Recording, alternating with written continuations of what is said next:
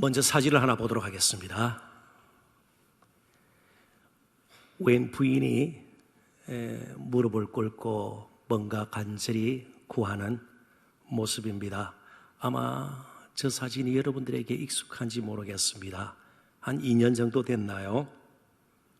어느 지역에서 특수학교가 들어오는 것에 대해서 주민들이 어떤 입장을 가지고 있는가, 주민 토론회에서 반대하는 분들을 향해서 무릎을 꿇고 호소하는 한 장애인 어머니의 모습입니다. 특수학교가 들어오면 제가 지역은 밝히지 않겠습니다. 집값이 떨어지고 교육상 좋지 않다 반대하는 분들을 향해서 장애인의 어머니가 저렇게 무릎을 꿇고 눈물로 호소를 하는 것입니다. 저 어머니가 저처럼 간절하게 무릎까지 꿇고 눈물을 흘리면서 호소하는 이유가 어디에 있을까요? 누구로부터 돈을 받고 저렇게 하는 것일까요? 장애인의 어머니이기 때문에 그렇습니다. 아마 특수학교가 저 지역에 들어와야 된다고 주장하는 시민단체 회원들도 저 가운데는 공청회에 여럿 있었을 것입니다. 그리고 특수학교가 분명히 그 지역에 설립되어야 된다고 주장하는 사람들을 대표하는 변호사도 저 가운데 있었을 것입니다. 나름대로 그들도 다 역할을 했을 테고 또 논리를 펴면서 설립 취지를 설명을 하면서 호소를 하고 그랬을 겁니다. 그러나 저 어머니처럼 무릎을 꿇고 눈물을 흘리면서 호소하지는 않았을 겁니다. 그분들의 역할이 무비하고 무가치하다 그런 뜻은 아닙니다. 오늘 본문의 말씀은 예수님의 기도하시는 모습입니다. 그냥 쉽게 우리도 간절히 예수님처럼 기도합시다, 이 정도가 아님을 먼저 전제해야 합니다. 물론 예수님처럼 우리는 간절히 기도해야 합니다. 그러나 어떤 문맥에서 예수님의 이 모습이 우리에게 주어지고 있는가를 우리는 보아야 합니다. 히브리서 5장 1절부터 10절 본문을 담고 있는 어떤 단락입니다. 그 단락은 긍휼 넘치는 대제사장 예수 그리스도의 모습을 그려주고 설명해주고 있습니다. 그 가운데 예수님의 모습이, 기도하는 특별히 모습이 이렇게 드러난 것입니다. 그래서 가까운 7절, 8절, 9절 이렇게 서구절만 읽어보도록 하겠습니다. 그는 육체에 계실 때에 자기를 죽음에서 능히 구원하실 이에게 심한 통곡과 눈물로 간구와 소원을 올렸고 그의 경건하심으로 말미암아 들으심을 얻었느니라. 앞부분은요 다 대제사장이신 예수 그리스도, 좀 달리 표현하면 진정한 중보자이신 예수 그리스도를 그려주고 있습니다. 그리고 그가 아들이시면서도 받으신 고난으로 순종함을 배워서 정말 자신을 낮추시고 이제는 십자가 죽으시기까지 나중에 고난으로 하나님의 뜻을 온전히 이루어 9절에 온전하게 되셨은즉 대제사장으로서의 역할을 온전히 감당하게 되셔서 진정한 중보자가 되셔서 자에게 순종하는 모든 자에게 영원한 구원의 권한이 되시고, 이 말씀은요 대제사장이신 아들 예수 그리스도의 기도다, 그렇게 우리가 이해를 해야 된다는 겁니다. 아들은 크게 두 가지의 역할이 있습니다. 하나님의 아들로서 먼저 하나님을 드러내어야 합니다. 하나님을 대승해서 이 땅에 오셨습니다. 그리고 하나님의 뜻을 이루어 드려야 합니다. 동시에 이 아들은 대사장의 그런 역할을 또 감당해야 합니다. 그러니까 백성들을 대신해서 백성들을 대변하고 백성들의 아픔을 안고 하나님께 나아가는 것입니다. 오늘 특별히 7절은 두 번째 역할을 강조하면서 그의 모습을 우리에게 드러내주고 있는 것입니다. 백성의 취약됨, 연약함, 불순종을 아파하면서 안타까워하면서 무릎 꿇었던 한 장애인의 이름 모를 어머니처럼 심한 통곡과 눈물로 하나님 앞에 기도를 하는 것입니다. 그냥 아들로, 하나님의 영원한 아들로 영원한 보좌에, 하늘 보좌에 계셨더라면 예수님은 이런 눈물이, 통곡이, 간구와 소원을 올릴 필요가 없죠. 소원을 들으시는 분이시고요, 언제든지 말씀으로 우주 만물을 통치하시고 다스리시고요, 주관하실 수 있는 능하신 분이십니다. 우리의 대제사장이 되기 위해서, 우리의 아픔을 아시기에, 우리를 긍휼히 여기셨기에, 버려두면 영원한 멸망에 처할 것을 예수님은 너무나도 안타까워하시면서 육체에 계실 때에, 공생의 기간 동안도, 십자가 지시기 전에도 심한 통곡과 눈물로 기도하고 그 마지막은 겟세마네 동산에서의 그런 극적인 기도를 우리가 보게 되는 겁니다.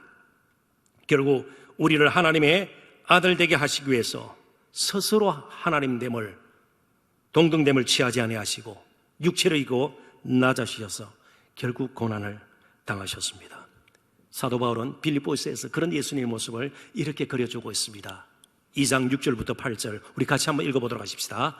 그는 근본 하나님의 본체시나 하나님과 동등됨을 취할 것으로 여기지 아니하시고 오히려 자기를 비워 종의 형체를 가지사 사람들과 같이 되셨고 사람의 모양으로 나타나사 자기를 낮추시고 죽기까지 복종하셨으니 곧 십자가에 죽으심이라. 아멘.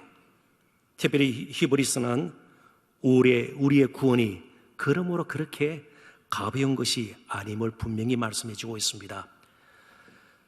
아마 주후 68년경 정도 이 히브리서가 기록이 된 것으로 추정을 합니다. 그때 히브리인 출신의 그런 신자들이 다시 유대교로 돌아가는 그런 분위기였습니다. 그런데 아니다는 겁니다. 이런 예수님을 보라는 겁니다.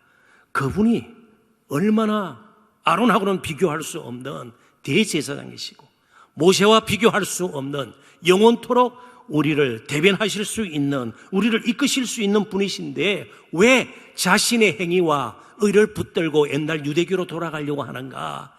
예수 그리스도의 탁월하심을 이제 강조하고 배교의 위험이 있는 그런 성도들에게 권면한 말씀이 히브리서입니다. 그래서 우리의 구원이 그렇게 가벼운 것이 아니다. 예수 그리스도를 통해서 이루어진 구원이 그렇게 무가치한 것인가?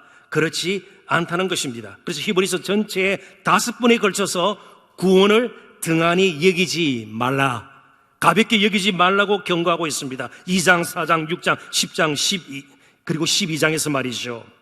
정말 대제사장이 되신 하나님의 아들 예수 그리스도를 이제 생각하고 우리가 찬양을 해야 될 것이고 말씀을 나누어야 할 것이고 우리의 사역이 연결이 되어야 될 것이고 오늘 밤 기도해야 할 것입니다. 이제 적용하면 이렇습니다. 우리를 위해서, 우리를 대신해서 우리보다도 예수님은 더 간절히, 더 심한 통곡과 눈물로 간구와 소원을 하나님께 드렸습니다. 그리고 지금도 보좌 우편에서 저와 여러분을 위해서 기도하시는 거예요. 그 예수님이 계시기에 형편없는 저 자신이 목사로 부름을 받고 이 시간까지 사역을 했고요, 이 자리에 서게 된 것입니다. 저의 의와 무슨 다른 사람에 비해서 탁월함과 무슨 재능과 학벌 그거 가지고 목사된 것 아니고 이 자리에 선 것이 아닙니다. 우리 모두가 이 자리까지 오게 된 것, 정말 우리보다도 우리를 더 잘 아시고요, 우리보다도 더 간절하게 우리를 위해서 기도하시는 예수님이 계시기 때문이에요. 영원한 대제사장이세요. 로마서 8장 34절 함께 읽어보도록 하십시다. 누가 정죄하리요? 죽으실 뿐 아니라 다시 살아나신 이는 그리스도 예수시니 그는 하나님 우편에 계신 자요 우리를 위하여 간구하시는 자니시다. 보좌를 버리시고 이 땅에 육체로 계실 때에 정말 심한 통곡과 눈물로 기도와 간구를 올려드렸고요, 그리고 이제 다시 하늘 보좌로 올라가셔서 그곳에서도 여전히 우리를 위해서 기도하시는 분이십니다. 이런 예수님이라면 땅에 대충 그럭저럭 살다가 뭐 때가 되니까 갑자기 십자가를 지시고 아닙니다. 철저하게 처음부터 끝까지 저와 여러분을 생각하셨고 백성들의 아픔과 고통과 죄악됨과 연약함을 늘 헤아리시고 그분은 기도하셨습니다. 대충 사시다가 그런 분이 아닙니다. 우리 또한 이전에 예수님을 만났다면 대충 살 수 있겠습니까? 이제 이렇게 적용을 합니다. 이런 예수님을 주님이라 부르면 예배드리는 시간을 계산하고 그럴 수 있겠냐 말이죠. 이런 예수님을 우리의 주로 삼았다면 그 앞에서 우리의 섬김, 얼마나 육체적으로 피곤하고 때로는 아프고 그런 식으로 우리가 우리 자신을 돌아보면서 조금이라도 더 편한 길을 찾을 수 있겠는가 말이죠. 그런 예수님을 우리가 우리의 주로 삼았다면 이걸 드려야 할까 말까 헌금을 계산하고 있겠습니까? 얼마나 우리가 우리의 가는 길을 부담스러워하고 불편해하지는 않는가 질문을 던져보아야 합니다. 이제 문제가 무엇입니까? 문제가 무엇입니까? 문제는 단 한 가지입니다. 우리가 예수를 잘 모르기 때문에 그렇습니다. 교회적인 것은 많이 알고 있지만 예수를 모르기 때문에 계산하고 따지고 뒷걸음질 치고 피하려고 하고 그런 것이죠. 이런 예수님을 주님으로 삼고 우리가 산다면 우리의 예배가, 우리의 섬김이, 우리가 드리는 것이 분명히 달라질 것입니다. 아니, 우리 인생의 가는 길을 바꿔놓고 인생의 목적을 바꿔놓을 것입니다. 이 시간도 우리를 위해서 눈물과 통곡으로 기도하시고 나중에는 자신의 생명까지 내어주셨던 그 예수님이 여전히 우리 안에 살아계셔서 우리의 기도를 인도하실 것입니다. 이제 예수님께 한번 오늘 밤 맡겨보십시다. 그 예수님께 이제 내 인생을 책임지시도록 능히 책임지실 그분에게 우리의 염려를 수고와 무거운 짐을 내려놓으십시다.